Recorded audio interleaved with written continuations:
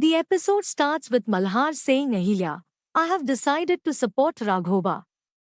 She says, but Madhav Rao is the real heir of the Peshwa throne. We can't support Raghoba. It's unethical. We can't do this. Tukoji nods. Kesar says, I trusted you and befriended you, but you. Malerao says, yes, I am a prince. I have hidden this from you. If I had told you, then I would have not got that affection which I got. Nothing changes if I am a prince. Kesar says it changes. If one cheats in friendship, then there is no purity. He says, I was scared that our difference will end our friendship. I am scared of losing you. I can't tolerate this. Will I pay a big price for my fear? Will you get against me? Are you still upset with me?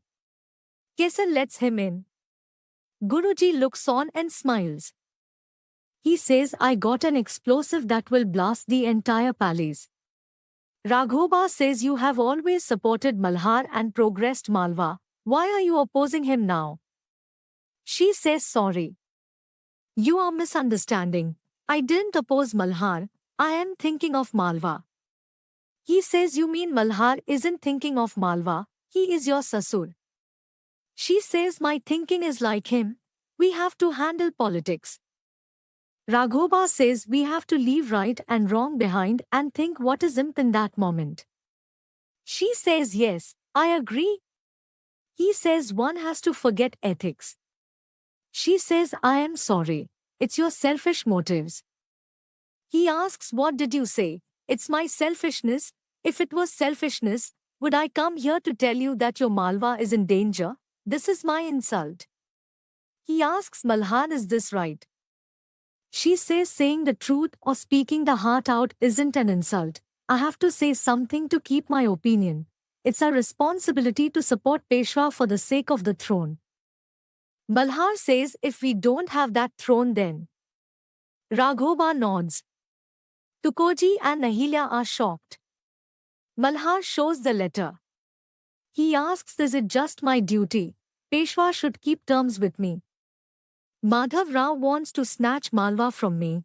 I don't love the throne, but I am thinking for Malwa and people. I feel hurt. Ahilya reads the letter. She says no. We get more questions after reading this letter. Malhar asks, like what? She says there is no mention of the reason why you are getting removed or your mistake. Raghoba worries. Ahilya says we should check the genuineness of this letter. Is this a conspiracy? Tukoji nods.